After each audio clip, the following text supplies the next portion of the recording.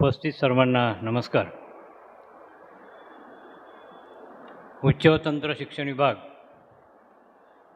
ग्रंथालय संचालनालय, महाराष्ट्र राज्य मुंबई, जिल्हा ग्रंथालय अधिकारी कार्यालय सोलापूर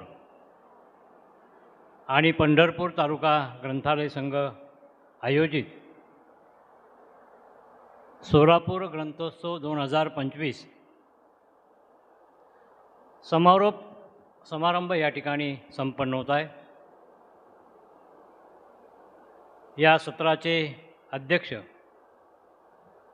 ग्रंथालय क्षेत्रामध्ये जुनं जाणतं व्यक्तिमत्व, आदरणीय व्यक्तिमत्व असलेले ग्रंथमित्र आदरणीय पुंडलिक मोरे सर, व्यासपीठावर उपस्थित असलेले सहाय्यक ग्रंथालय संचालक आणि ह्या जिल्ह्याचे ग्रंथालय अधिकारी आणि आमच्या ग्रंथालय संचालनालयामध्ये जी काही आम्ही कामं करतो आहोत त्यामध्ये सातत्यानं पुढाकार घेणारे श्री उसे सर, ज्यांच्यामुळं हा मोठा योग आपल्या पंढरपूरला आलेला आहे आणि खूप चांगल्या प्रकारे भव्यदिव्य सोहळा जसं म्हणतो आपण, असा सोहळा ज्यांनी घडवून आणला ते सोलापूर जिल्हा ग्रंथालय संघाचे अध्यक्ष श्री गायकवाड सर आणि त्यांची संपूर्ण टीम, उपस्थित जिल्हाभरातून आलेले आपण ग्रंथालय प्रेमी कार्यकर्ते, वाचक बंधू आणि भगिनींनो, खरं तर संपूर्ण राज्यामध्ये ग्रंथोत्सव सुरू आहे. जवळपास हा आत्ता 20वा ग्रंथोत्सव आहे. अजून आपले 16 ग्रंथोत्सव बाकी आहे 36 जिल्ह्यांमधले.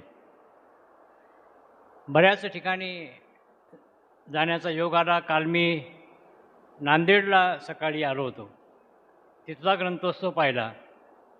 त्यानंतर लातूरला आलो मी. लातूरचाही ग्रंथोत्सव मला खूप चांगल्या पद्धतीनं आवडला आणि या पंढरीच्या नगरीमध्ये आल्यानंतर मला खूप मोठं समाधान जे आहे तुमचा ग्रंथोत्सव पाहून झालं की आपण शासन म्हणून ग्रंथोत्सव आयोजनामागची जी भूमिका असते, काम असते, ते जेव्हा साध्य झालेलं असतं किंवा सफल झालेलं असतं त्यावेळी जो आनंद होतो तो फार मोठा असतो आणि तो आनंद मला या सोलापूरमध्ये झाला.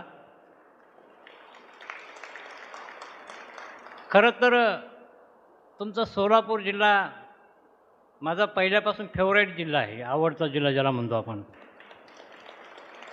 म्हणजे मी जेव्हा संभाजीनगरला सहाय्यक ग्रंथालय संचालक होतो, मला आठवतं 2016-17ची गोष्ट असेल, त्यावेळी या संघाने मला उत्कृष्ट ग्रंथालय अधिकारी म्हणून सन्मानित केलं होतं.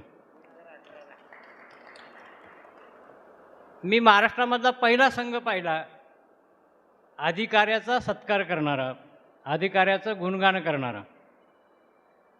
त्यावेळी मी शासनाकडे परवानगी मागितली, अधिकृत परवानगी. मी विदाऊट परवानगीशिवाय कोणतीच गोष्ट करत नाही. परवानगी मागितली, मला परवानगी मिळाली म्हणून मी तो सन्मान स्वीकारला. सांगायचं तात्पर्य असं आहे, मी आता ह्या पदावर आहे, मला अनेकांचे फोन येतात, साहेब तुम्हाला हा पुरस्कार, तुमचा तो सत्कार. मी कोणताच पुरस्कार घेत नाही, सत्कार घेत नाही. माझं ते ड्युटीचा भाग आहे, कर्तव्याचा भाग आहे. पण सोलापूरकरांनी माझा जो सन्मान त्यावेळी केला होता तो मला ऊर्जा देऊन गेलेला होता. आणि दुसरी एक गोष्ट मला सांगायची आहे, संपूर्ण महाराष्ट्रभर फिरत असताना अनेक संघ पाहतो मी. खूप भांडणं हो, म्हणजे घरी जसे भांडणं तसे संघात भांडणं, ज्याला म्हणतो ना आपण तसे. फक्त तुमचे सोलापूर जिल्हा ग्रंथालय संघ अपवाद आहे. म्हणजे राज्यामध्ये 850च्या पार ग्रंथालयांची संख्या आहे.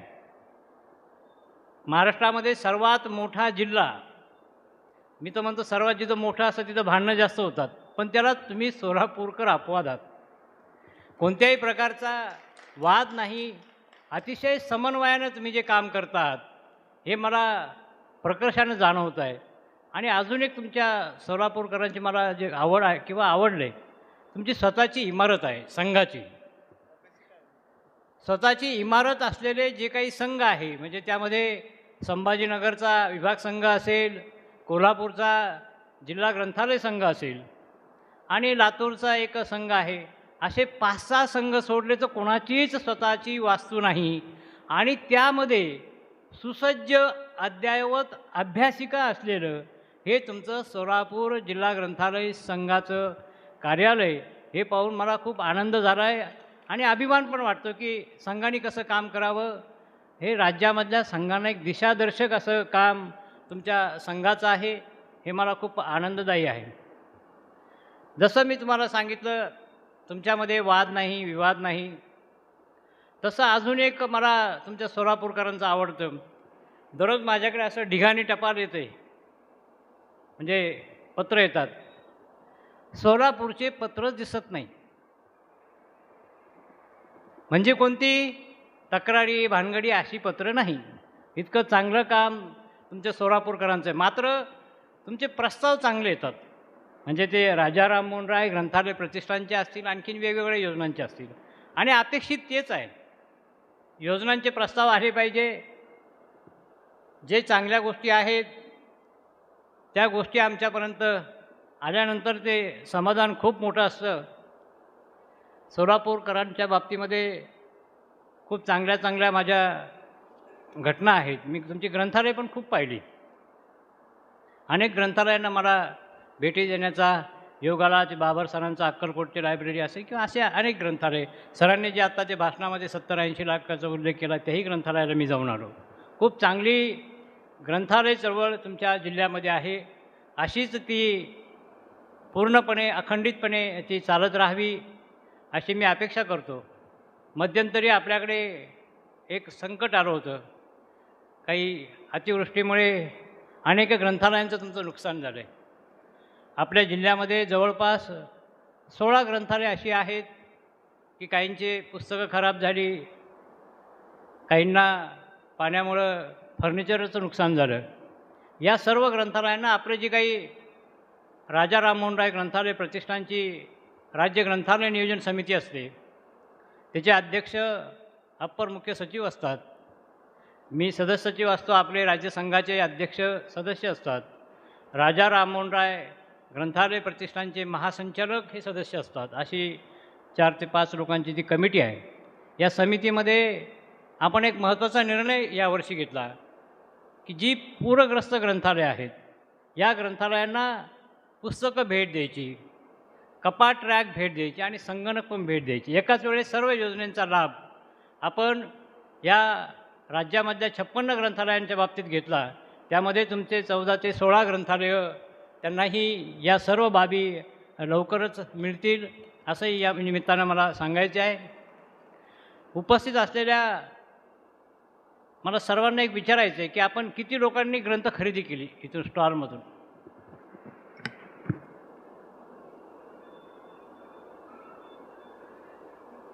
तुमचं मी सगळ्यांचं जाहीर अभिनंदन करतो. तुम्ही तुमच्या स्वतःसाठी टाळ्या वाजवा एकदा. समारोप आहे म्हणून टाळ्या कमी आहे का? थकले सगळे कामं करून करून. इथं आल्यानंतर अजून एका गोष्टीचं मला समाधान वाटलं.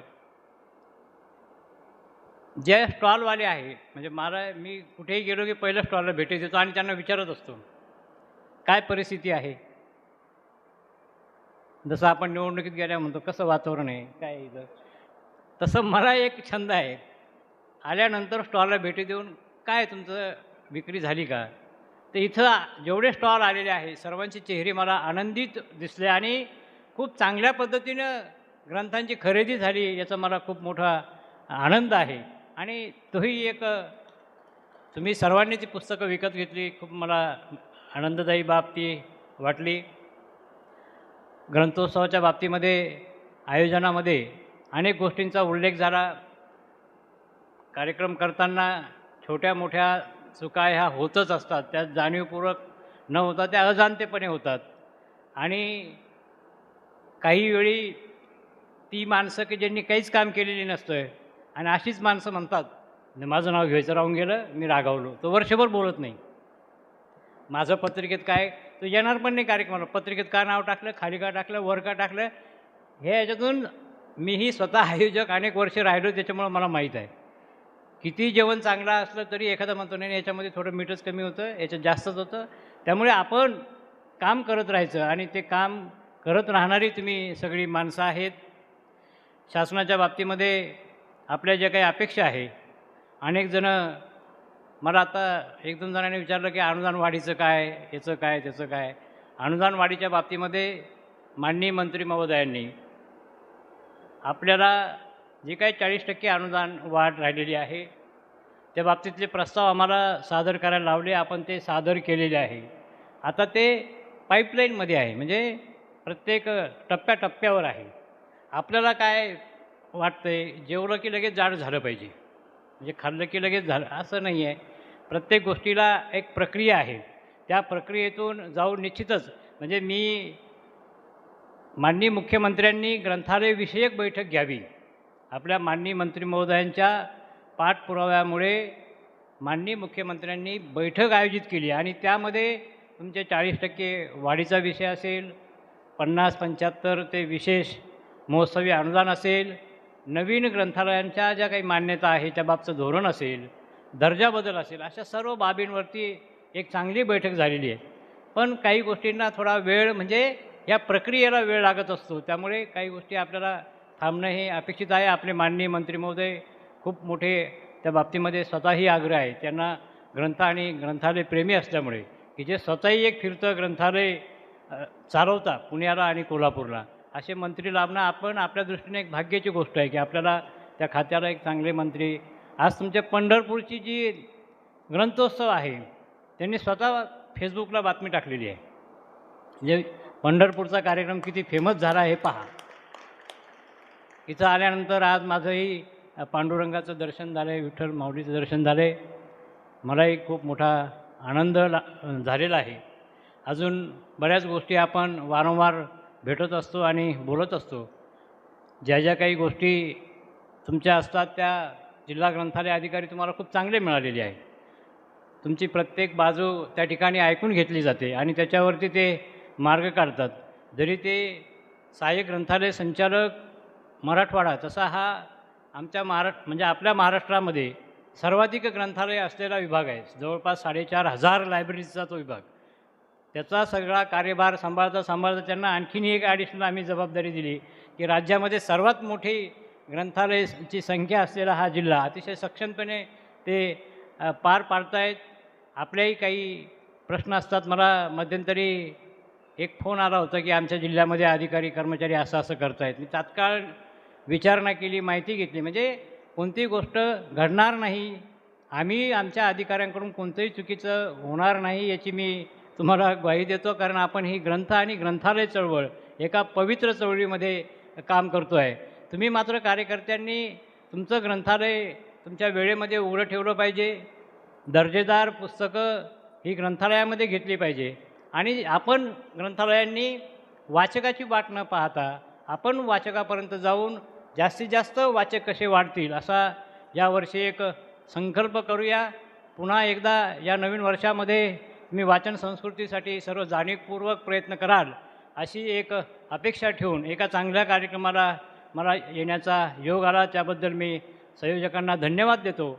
आणि मोरे सरांनी काही ज्या 2-3 अपेक्षा व्यक्त केल्या, जिल्हा माहिती अधिकारी असतील किंवा शिक्षण अधिकारी असतील, ते जे समन्वय समितीमध्ये असतात त्यांचा उद्देशच तो असतो आमचा घेण्यामागचा की शिक्षण अधिकारी यांनी शाळेंना सांगावं, शाळेकडून आम्हाला तिथे विद्यार्थी उपलब्ध करून द्यावे, दिंडीसाठी सहकार्य असावं. हे काम ते करणं अपेक्षितच आहे त्यांनी. जर कोणी सदस्य तसं करत नसेल तर आम्ही त्या बाबतीमध्ये निश्चितच नोंद त्याची घेऊ.